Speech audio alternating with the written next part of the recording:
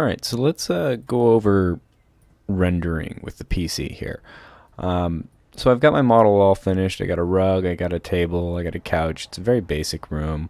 A lot of these objects were grouped together when I moved them in here in order to make sure that they stayed all together, because I want to keep objects separate. That way I can add materials to the individual components. But it makes it difficult to move them around, so I went ahead and grouped them together, and then I brought them in here, and now I've got them ungrouped. So you just type ungroup or group to group them. And what I want to do is I want to actually add materials to everything, create some custom materials, and then choose my rendering settings. So if your room looks too bright when you've got it in rendered, you might want to check your render properties and make sure your ambient light is turned all the way down. So this is the ambient light right here. So sometimes that's an issue. So hit cancel. Alright, and then let's go ahead and bring up our render tools tab here, and then click on our tube of paint here, which is our materials. So okay, my materials are right here, and you can see it's blank at this point. You can add a material by clicking this little plus here, and there are different types of materials. By default, Rhino brings up some of these, which are your more basic stuff, and then if you go clicking here, import from materials library, it brings you into here where you've got a lot more options.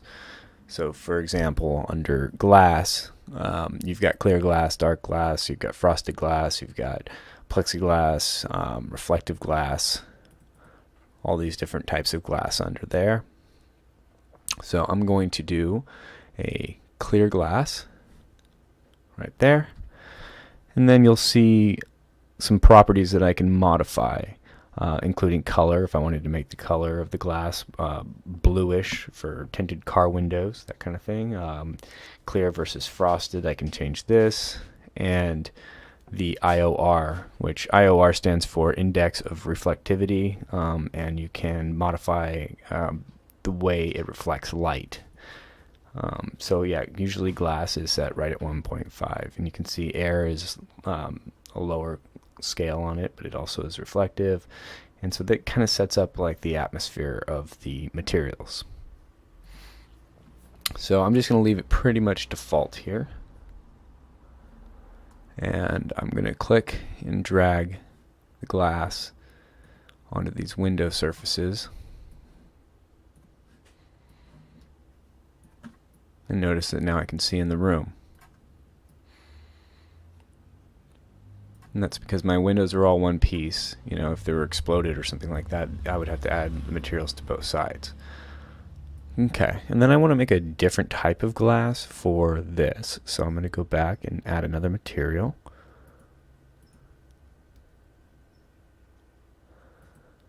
And go back to glass here. And this time I'm going to do a frosted glass. And this is just going to be for the tabletop, actually, not for that light bulb, but just for the tabletop. So I'm going to put this frosted turquoise glass on the table. And then I actually am going to make a new material from scratch for the lamp. So now I'm going to go to custom, and under custom, if I look right here, I've got all of these different settings I can do to make an entirely new, brand new material. So I'm going to make this stay white, and then I'm going to increase the transparency all the way, because glass is 100% transparent. And then reflectivity, I'm going to bump that up to 1.5, so it's very similar to glass.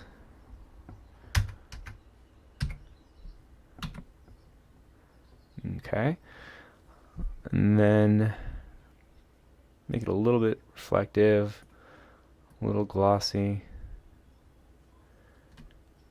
and then I'm going to actually do self-illumination.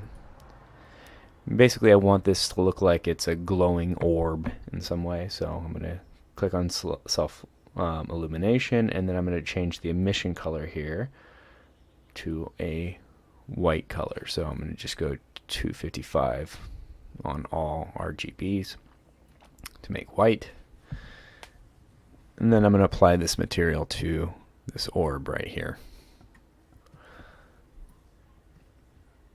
Okay. Now I'm going to start, let's do something for the couch here. So I'm going to add a material library here under organic leather. I'm going to do some dark brown leather. Open that up. Click and drag it onto the couch. And you can see the patterning on it. This leather has a nice kind of pattern and texture to it. I can actually also make it a little bit more textured by clicking to add a bump map. And the way you do that is you'd actually find the same file. And it can be a little bit of a pain to do, but I actually have it all moved over to here. So it makes it easy for me. So I can do miscellaneous. Oops.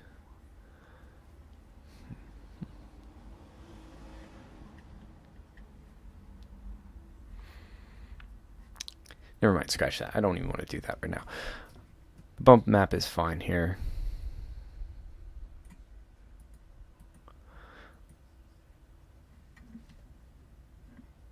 And you can click on it and change some of the settings in here too. Like I can change how fine the grain is on it by changing the size of this. So it's at 7 now if I do 20 instead. And then this shows that these are joined together. So if I change this 20 and then click out of it, it changes this one to keep it all basically the same. Now you can see that that's changed the texture pattern, made it smaller actually, made it more fine. Okay, now let's add another material, and I'm going to do some wood for the feet on the couch. So I'll do, maybe African teak. Open it up, and then go ahead and apply that to each one of the legs.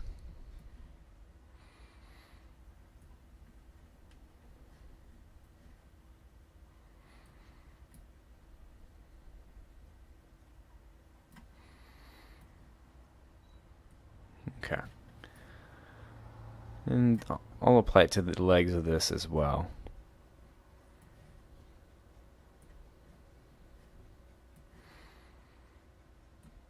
And sometimes it's easier to, if you're selecting a lot of things, put it back into wireframe, because then I can go from left to right and just select that and then put an African teak on all of it at once. Oh, I'm sorry, I gotta right click on this and assign to objects. Okay. Then I can go back into rendered and make sure it looks the way I want it to. Okay. Now this post I want to make maybe some kind of metal. So let's add another one, metal, and click and drag the metal onto the, or if you're having problems, again, I'll click on it and right click, assign to object. Okay.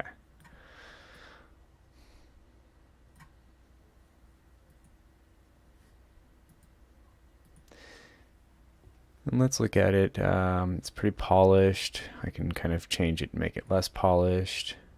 I can also change the color a little bit. So if I wanted to make it more...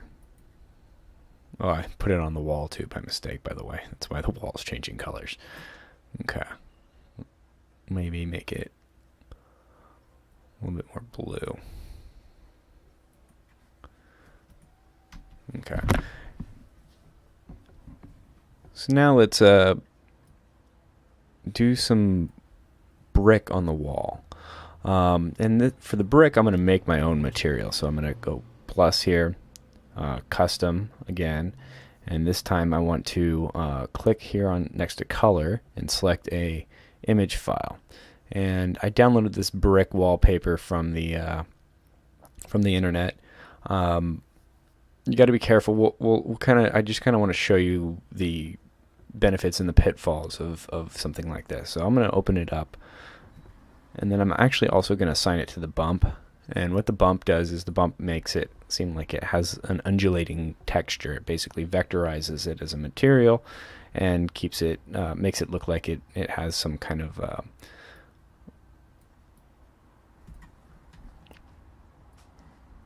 form to it. So I applied it to that wall, and you can see that it's too big. So what I want to do now is I click on this, and it brings up my editor for this specific piece, and I can change the amount to maybe 30 and by 30, and it changes the brick pattern on the wall there.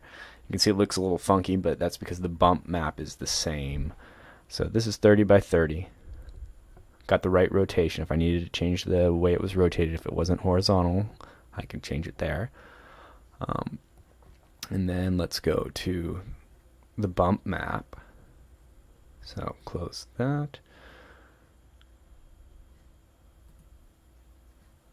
And then click on my bump over here. So I clicked up here on this materials. Now I'm going to click on the bump map here.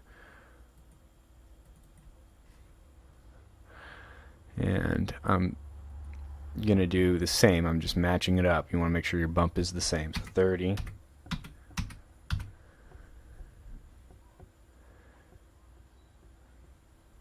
Okay.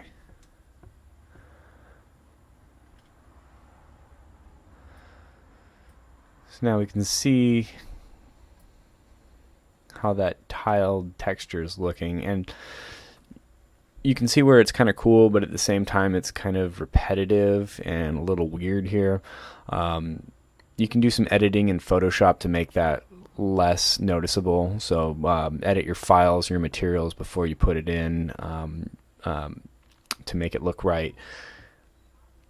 And you want to do that by making them 500 by 500 resolution, square, even light across the whole thing, and you'll get kind of a really good effect out of it. So let me go back here to the, and I'm going to change it to maybe 15 by 15, and go up here.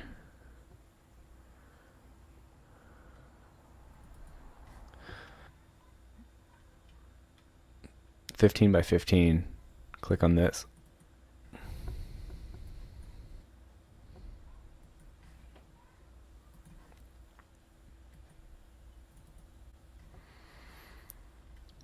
Okay, and this one, make it 15. Okay. So that gives me kind of an even treatment to my bump map.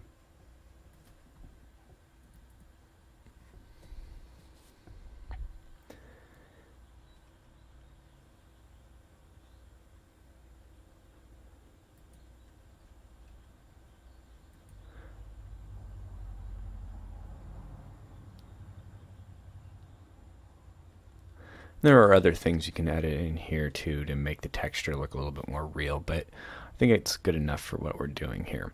Okay, so next thing I want to do is maybe add a rug pattern to this. So let's go ahead and make another custom material.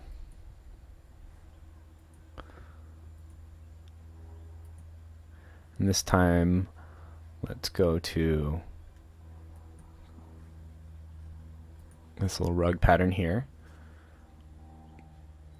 and add the same. And this time I'm only going to use a single tile on this. So let's click and drag it. And you can see it's super pixelated. So that's a problem. We do not want it to be that pixelated. So let's try to edit this some more. Click on this. We get our, let's make it repeat 3 times maybe. So that lowers the pixelation. But basically, if you're going to use a single image for like the rug, let me pull up on the internet here.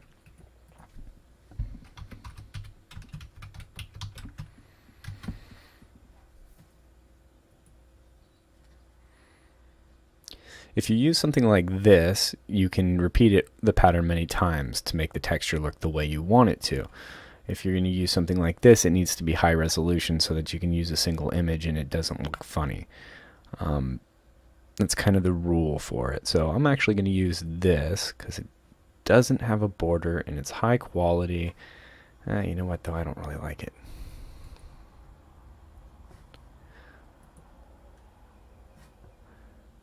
So I want something without a border.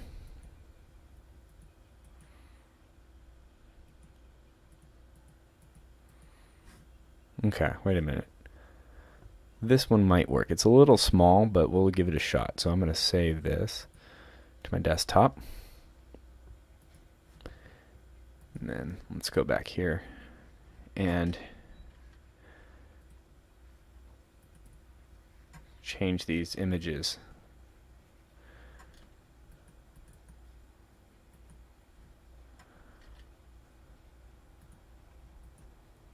You know what, I'm just going to delete this layer and start over.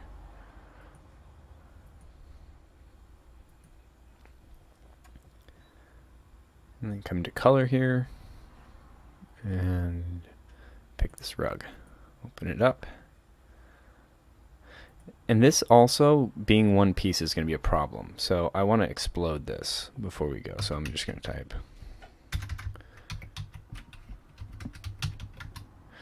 The reason for that is I want to make this top layer alone the image. So I'm going to click and drag that onto the top there.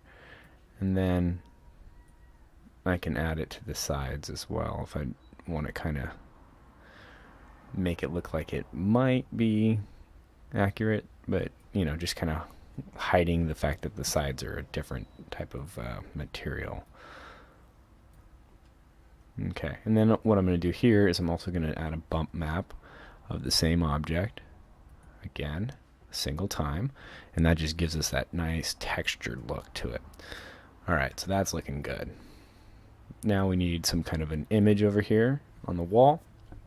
So I've already exploded this extruded rectangle, and now I'm going to add another material, custom. This time I'm going to use one of my paintings, so I'm going to click on color, and I'm going to go to my painting here, open it up. It's a large image, and this rectangle is the exact same aspect ratio as my painting is, so I know that it's going to fit onto that rectangle perfectly. So click on that, open it up. So I've got a bump map, and I've also got a color on there. So now I'm going to take that material and just drag it and drop it onto this object, or right click and assign it to the object. Okay. So it's looking pretty good now. Now all I want to do is maybe make some wall paint for the rest of it. And this I can actually do just doing paint, and I can, by default it's way glossy. You don't want it that glossy. So turn down the glossiness and change the color a little bit. What color do we want these walls to be?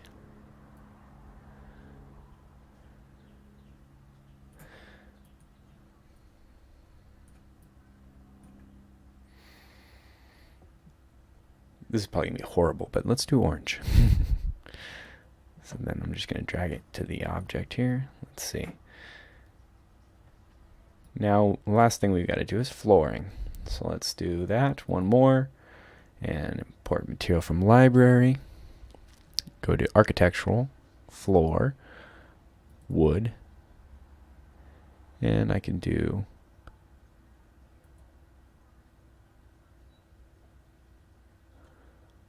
there's parquet.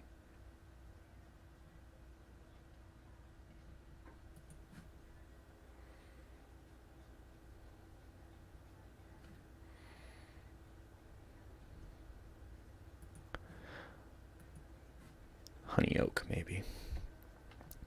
Yeah. That's an interesting. Okay, the pattern is really small on it right now. And it's so orange, it's going to make everything else look more orange than it already is. So I'm going to delete that. Yes. And then I'm going to add another material, and we'll do architectural, and we'll do floor, and we'll do wood, And I'll just do reflective floorboards. Okay, a warmer color. And then again, we'll need to edit these. So click on that. Right now it's on 39. Maybe I'll make it 10. Okay. And then my bump map. Oops.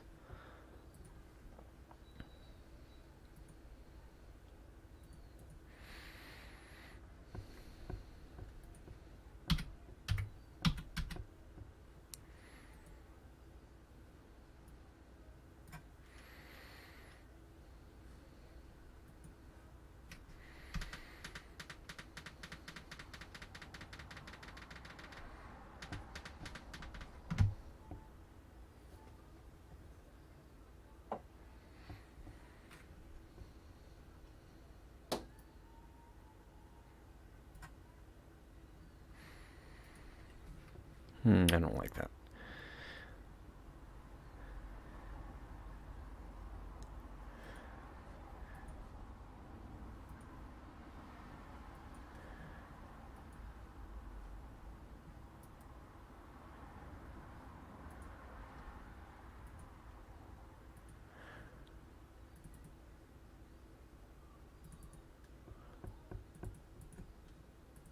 Wish they gave you a preview, but they don't.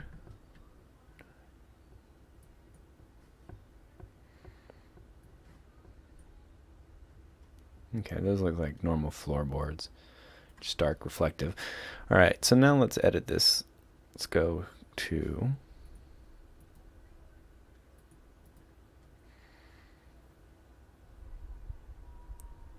floating editor here. And let's click on this. Change it to maybe 10.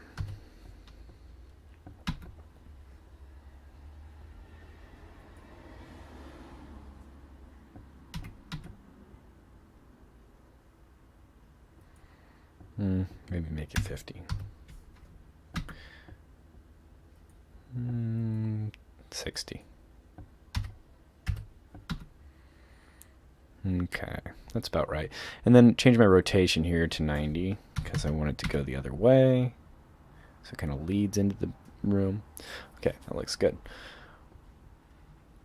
Okay, the last thing we need to do is set up lighting.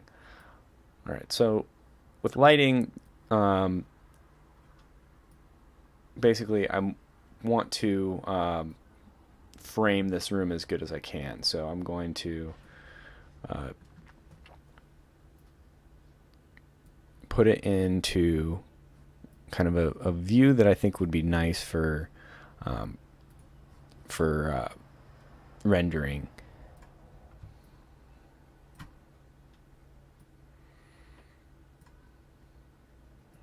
Just kind of zooming around and panning.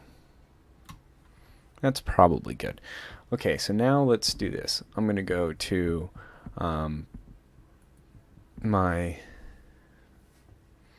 visual styles and switch it into wireframe so you can see the light glyphs. I've already got a couple of lights in here, but I'm going to just delete them. Okay, so I'm going to use point lights to start. So point lights are basically just a light bulb floating in space. So point light, you just type it in the command line, hit enter, and then you specify the location. And I'm going to hover over this and find the center of that orb. I have my snaps on down here so you know that that's working. And that'll give me this light. If I click on it, my properties are showing up over here. I can adjust the intensity of that light. And I want it to be pretty dim, actually. Leave the shadow intensity pretty strong. The intensity of the shadows, if it's 100, it'll be pretty sharp. So you want to kind of give it a little softer shadow by lowering that down. So that looks good. Now I want to set my view here so I don't accidentally move it. So I'm going to go to View and go Set View and go Named Views and then click Save. And I'll title it Render. Okay. So now I have a named view here for render and I can return to it anytime I want. So now I'm going to close this, can zoom out and change things. I'm going to use a spotlight now. So first I want to change my view because I want my spotlight to go on the face over here. So I'm going to go to a front view. And then I'm going to type spotlight. And maybe click right on this windowsill and drag it out about there. And then I'm going to click down here to change this back to perspective. And then I want to drag this end over here. So this is like the origin point of the spotlight. Click right there. So now you can kind of see how that's looking. And I believe if I turn my gumball on,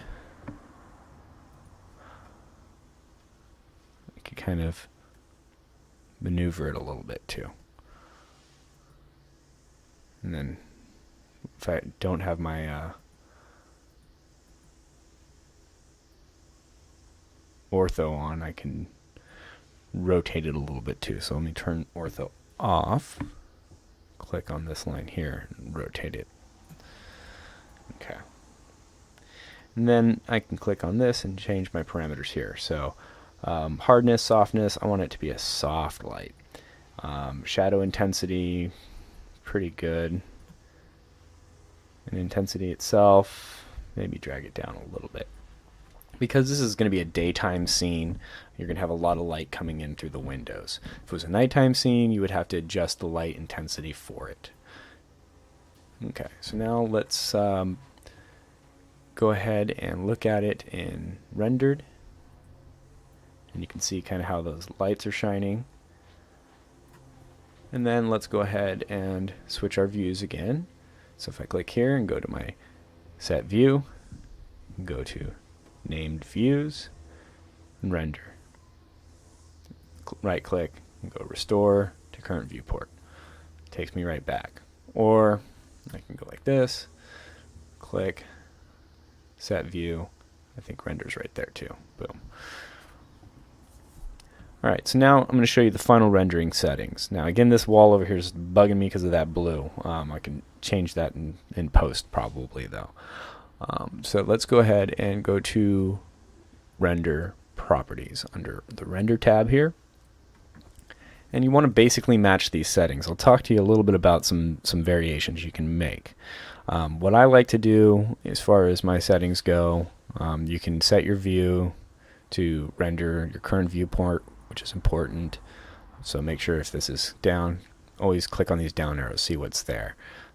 Resolution quality, this is a pretty good quality render. I might be able to move this up to final quality depending on my timing. So I'm going to do a couple of renders. I'll show you the difference. So right now I'm going to do a good quality 150 DPI. Gradient background. So gradient lets you choose two colors. So I got a blue for like the for like the upper sky, and then a yellow for like the horizon area, kind of giving it a warm glow. And different background settings and stuff like that you can do. You can get into that if you want to, but usually like the ground plane is good if you've got like an object sitting on a ground plane. You don't need that because we've created our own ground plane. Custom environment for reflections, you can have like a forest environment or some kind of environment around it creating reflections on your objects. All of those parameters can be tweaked to really make your render come out a little bit better. But good quality render is what we're after, and we don't want to go too crazy into all of these things because most of your computers can't really handle all of the different settings that you want to put on it. Sunlight, I usually put the sun on. That's going to add time to your rendering, but it also makes your render look better. So you can choose the day, time, location. I've got mine selected in California, so that the shadows kind of match up with the orientation of your room. It's good for architectural demonstrations of a specific place. Okay. Ambient light is set to dark. If you wanted to make this a night scene, you can make these background colors black and then turn the ambient light color up and it'll make it brighter for you. Make sure none of these are selected. And then we'll go ahead and Hit OK. And then there are two renderings here. One's a render preview, one's your final rendering. So render preview was going to take about a tenth of the time as your final rendering. So you can always use that to kind of preview your object. You can also, if you don't know what your rendering is going to look like, you can also lower the quality of the rendering substantially through here.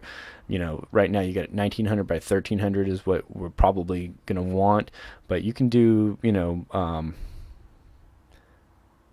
a really low quality like 20 dpi, and then change this to 19 by 13. And what that's going to do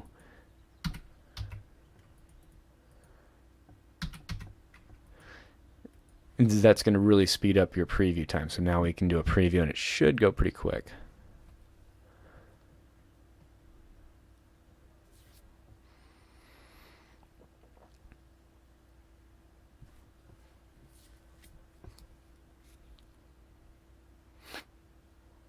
And so that shows me my, you know, my aspect ratio, what would be in frame. So if I wanted to back up a little bit, I could, you know, just to get everything that I want shown. So back up a little bit.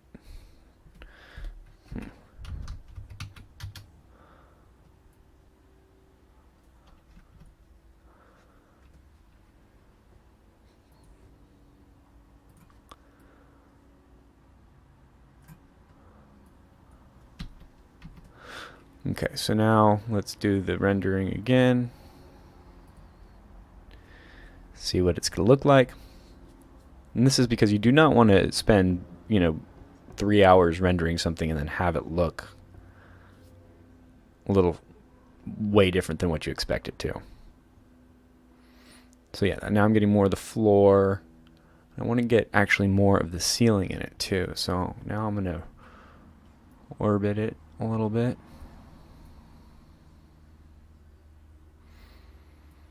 And then pan.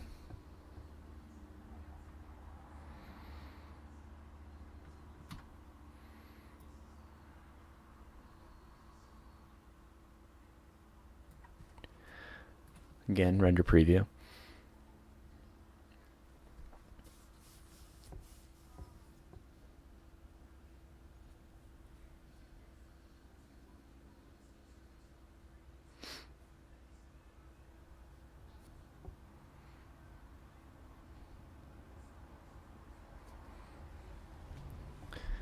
You kind of get the idea. So close this. Now let's go back and reset our render properties for the higher quality one. And this time I'm going to just change this to 150 and this to inches, 19, 13. You always change the DPI first and then you change the sizes. And you'll notice sometimes if you change the size, it changes the DPI. So you got to watch out for that before you do your final rendering.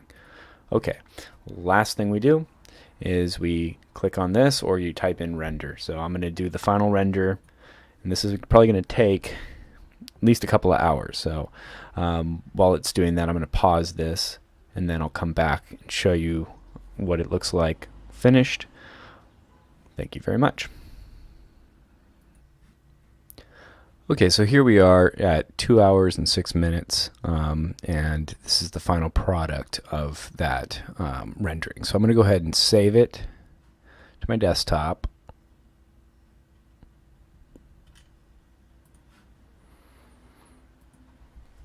Call it P7 underscore my last name, first initial. And I've got more than one, so I'm going to save it as A.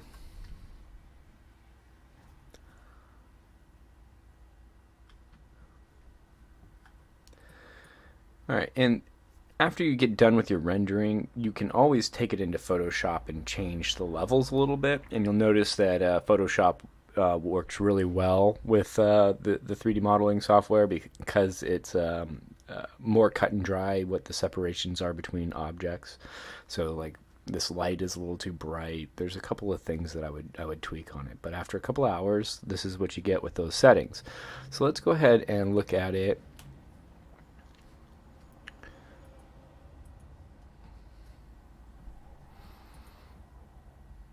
You can even change a couple of different settings here.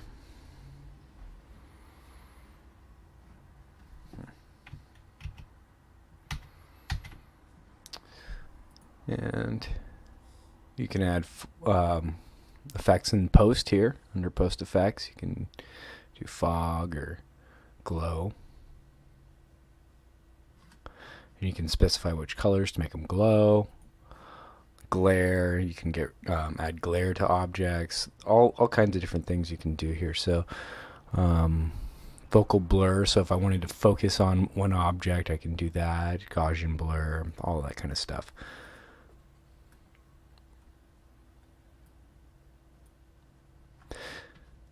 Okay, so I'm going to go ahead and close this and minimize this. And then I'm going to double click on it and look at it full size. So we can kind of get a view of how it would look up on the screen. Now, of course, the resolution is not perfect. You can do it a little bit longer to make it perfect. Raise it up to maybe 200 dpi if you're okay with the rendering times. This took 2 hours. 2 hours is not a bad time. I would say 3 hours is a good amount of time for getting a nice solid rendering.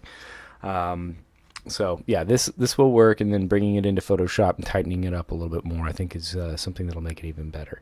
So that should do it for now. Thank you very much.